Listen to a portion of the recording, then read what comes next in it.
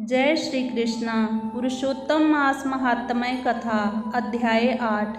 सूत जी बोले, हे तपोधन, विष्णु और श्री कृष्ण के संवाद को सुन संतुष्ट मन नारद नारायण से पुनः प्रश्न करने लगे। नारद जी बोले, हे प्रभो, जब विष्णु बैकुंठ चले गए तब फिर क्या हुआ, कहिए। आदि पुरुष कृष्ण और हरि सुत का जो संवाद है वह सब प्राणियों को कल्याणकर है। इस प्रकार प्रश्न सुन फिर भगवान बद्री नारायण जगत को आनंद देने वाला बृहत आख्यान कहने लगे। श्री नारायण बोले, तदंतर विष्णु बड़े प्रसन्न होकर बैकुंठ गए और वहां जाकर हे नारद अधिमास को अपने पास ही बसा लिया। अधिमास बैकुंठ में वास पाकर अत्यंत प्रसन्न हुआ और 12 मासों का राजा होकर विष्णु के साथ रहने लगा।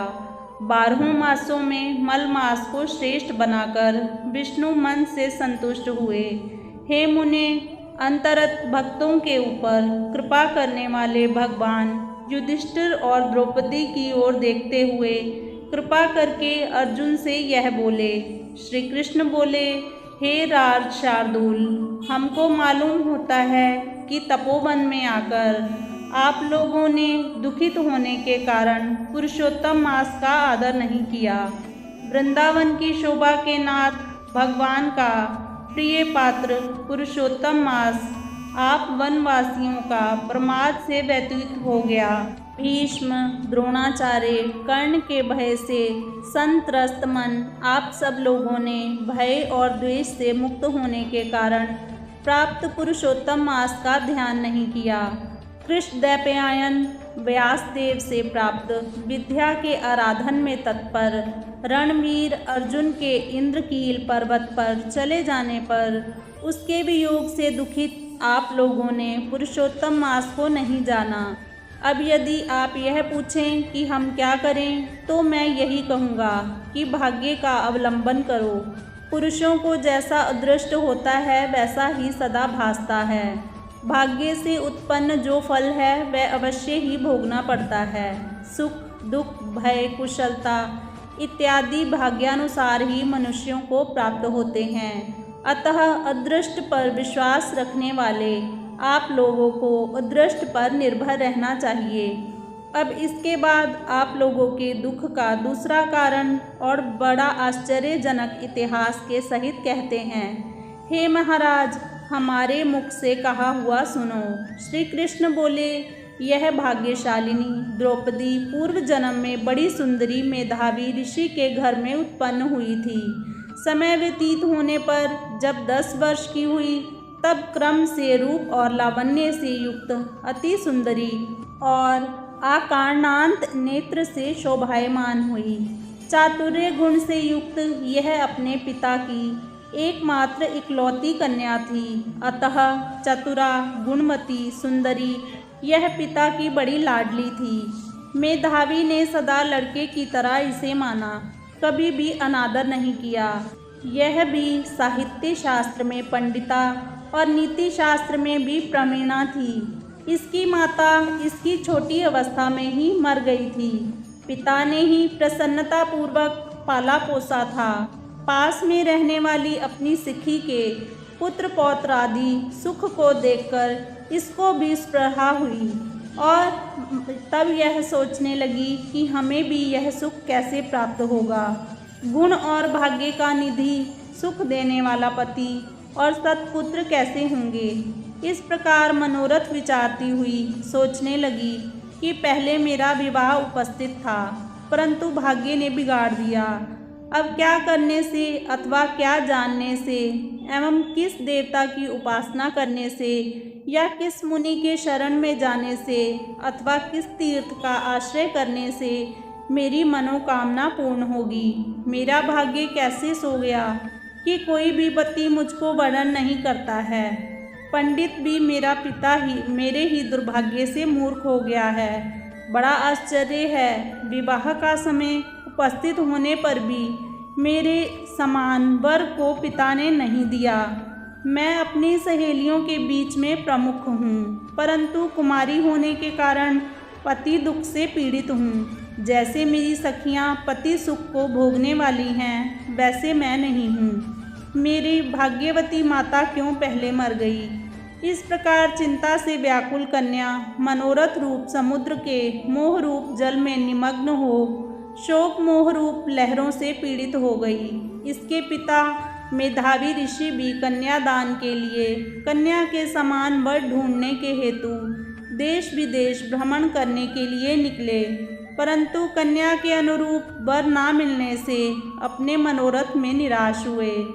कन्या के और अपने भाग्य से कन्यादान रूप संकल्प के पूर्ण ना होने से दैव योग के कारण बड़ा भारी दारुण ज्वर उन्हें आ गया। सब अंग ऐसे फूटने लगे जैसे समस्त अंग टूट टूट कर अलग हो जाएंगे और ज्वर की ज्वाला से व्याकुल हुए श्वासोवास लेते महादारुण मूर्छा से मदिरा पान से उन्मत्त की तरह पैर लड़खड़ाते गिरते पड़ते किसी तरह घर में आए और आते ही पृथ्वी पर गिर पड़े। भय से विहल कन्या जब तक पिता को देखने आए तब तक कन्या को स्मरण करते हुए मेधावी मुनि मरणासन्न हो गए। भाग्य के फलस्वरूप बल से एकाएक कांपने लगे और कन्यादान प्रसंग से उठा हुआ जो महोत्सव था वह जाता रहा। तदंतर पहले किए हुए गृहस्थ आश्रम धर्म के परिश्रम के प्रभाव से संसार वासना को त्याग कर भगवान में चित्त को लगाने लगे। उस मुमूर्ष मेधावी ऋषि ने शीघ्र ही नील कमल के समान श्याम त्रिवली से सुंदर आकृति वाले श्री पुरुषोत्तम हरि का स्मरण किया। हे रास के स्वामी, हे राधा रमण, हे प्रचंड भुजदंड से दूर, ही देवताओं के शत्रु दैत्य को मारने वाले, हे अति उग्र दावानल को पान कर जाने वाले, हे कुमारी गोपिकाओं के उतारे हुए वस्त्रों को हरण करने वाले, हे श्री कृष्ण, हे गोविंद, हे हरे, हे मुरारे, हे राधेश, हे दामोदर, हे दीननाथ, मुझ संसार में निमग्न की रक्षा कीजिए। इंद्रियों के ईश्वर आपको प्रणाम है। इस प्रकार मेधावी के वचनों को दूर से ही सुनकर श्री भगवान के दूत चटपट मुकुंद लोक से आए और उस मरे हुए मुनि को हाथ से पकड़कर ईश्वर के चरण कमलों में ले गए। इस प्रकार अपने पिता के प्राणों को निकलता देख वह कन्या हाहाकार करके रोने लगी और पिता के शरीर को अपनी गोद में रखकर अति दुख से विलाप करने लगी। चीलह पक्षी की तरह बहुत देर तक विलाप करके अत्यंत दुख से विहल हुई और अपने पिता को जीवित की तरह समझकर बोली। बाला बोली, हाय हाय हे पिता, हे कृपा सिंधु, हे अपनी कन्या को सुख देने वाले, मुझे आज किसके पास छोड़कर आप वैकुंठ सिधारे हैं। हे तात, पितृहीन मेरी कौन रक्षा करेगा। आज मेरे भाई बंधु माता आदि कोई भी नहीं है। हे तात, मेरे भोजन वस्त्र की चिंता कौन करेगा। कैसे मैं रहूँगी इस शून्य वेद ध्वनि रहित निर्जन मन की तरह आपके घर में। हे मुनि श्रेष्ठ, अब मैं मर जाऊँगी, ऐसे जीने में क्या रखा है। हे कन्या में प्रेम रखने वाले पिता, हे तात, विवाह विधि बिना किए ही आप कहाँ चले गए। हे तपोनिधे, अब यहाँ आइए और अमृत के समान मधुर भाषण कीजिए। क्यों आप चुप हो गए। हे तात, बहुत देर से आप सोए हुए हैं, अब जागिए। ऐसा कहकर आंसू बहाती हुई घड़ी घड़ी कन्या विलाप करने लगी और पिता के मरने से दुखित हुई आरता चीला पक्षी की तरह मुत्कंठ से रोने लगी। उस लड़की का रोदन सुन उस वन में रहने वाले ब्राह्मण आपस में कहने लगे कि इस तपोवन में अत्यंत करुण शब्द से कौन रो रहा है। ऐसा कहकर सब तपस्वी चुप होकर यह मेधावी ऋषि की कन्या का शब्द है ऐसा निश्चय कर घबराए हुए हाहाकार करते मेधावी के घर में आए और वहां आकर सबने कन्या के गोद में मरे हुए मेधावी ऋषि को देखा और देखकर उस वन के रहने वाले सब मुनि भी रोने लगे। कन्या की गोद से शव को लेकर शिव मंदिर के पास शमशान पर गए। वहाँ काष्ठ की चिता लगाकर विधि से अंत्येष्टि कर्म करके उसका दाह किए। दाह के अनंतर कन्या को समझाकर सब ऋषि अपने अपने आश्रम गए। इधर कन्या भी धैर्य धारण कर यथाशक्ति क्रिया के लिए द्रव्य खर्च किया।